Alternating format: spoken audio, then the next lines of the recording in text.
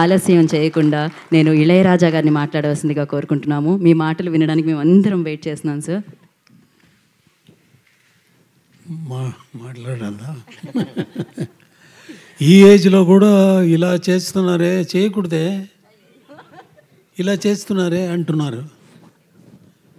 ఈ ఏజ్లో చేయకూడదే, ఎలా చేస్తున్నారు అని అడిగితే పర్వాలేదు. చేస్తున్నారే, ఈ రోజులో కూడా చేస్తున్నారు అంటే చేయకూడదా? మా వాళ్ళే అప్పుడు వీడు వంశీ ఒక గ్రూప్ ఉంది, వీళ్ళందరూ నా కంపోజింగ్ రూమ్ ముందా ఒకే గలాట చేస్తూ ఉన్నారు. అది ఇక్కడ మాట్లాడడానికి నేను రాలా, మాట్లాడడానికి ఏమీ లేదు. నేను చేసిన పని ఈ పిక్చర్లో ఉంది. మీరు విన్నారు, వినకపోతున్నారు, వింటూ ఉంటారు, అది నమ్మకం ఉంది. కీరవాణి గారు నాకు రాసినప్పుడు ఈ పల్లవి వినిపించినప్పుడు అనుకున్నాను, వీడు లోపల ఉన్న బంధం, ఆత్మబంధం గురించి కదా రాసి ఉన్నారు. ఇది పాట లేదు, సిచ్యువేషన్ కోసం రాయలేదు. ఆయన real feeling towards me is అంత అభిమానుడు. చాలా అది ఎప్పుడూ మారలేదు, ఎప్పుడూ చేంజ్ అవుతుంది. ఒక స్టేజ్ వస్తే కొన్ని పిక్చర్ బిగినింగ్లో మ్యూజిక్ చేసేదానికి ముందు ఈజ్ ద ఫ్యాన్, అంతే కదా.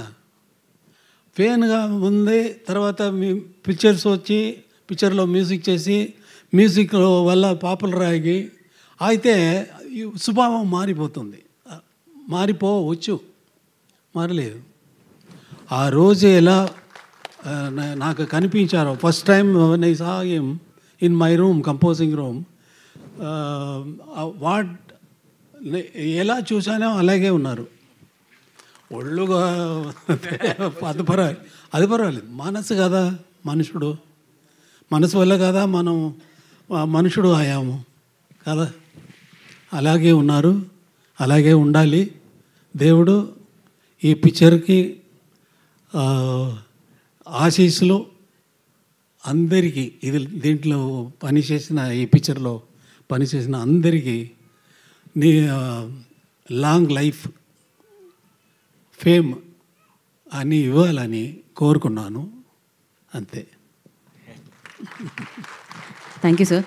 సార్ ఒక్క ప్రశ్న సార్, అదేంటి అంటే మామూలుగా మాకు ఏ సందర్భంలో అయినా ఇళయరాజా గారి పాట పెట్టుకుంటే చాలా అద్భుతంగా అనిపిస్తూ ఉంటుంది. మనకి ఎలాగో Q&A సెషన్ ఉంది సార్ మీడియాతో. ఒక ప్రశ్న Q&A ఉంది సార్, నాకు ఉంది. ఓకే, ఒక ప్రశ్న సార్. ఇళయరాజా గారు లాంటి సంగీత దర్శకుడు ఇచ్చిన పాటల్లో ఇళయరాజా గారికి నచ్చిన పాట ఏది? మీకు బాగా, ఇన్ని వేల పాటల్లో మీకు బాగా నచ్చిన పాట ఏది? ఫేవరెట్ సాంగ్ అంటాం కదా సార్, అలా ఒకటి రెండా? వేలు ఒకటనా రెండనా? నాకు ఇష్టమైన కాదు, నా వల్ల వచ్చింది కదా.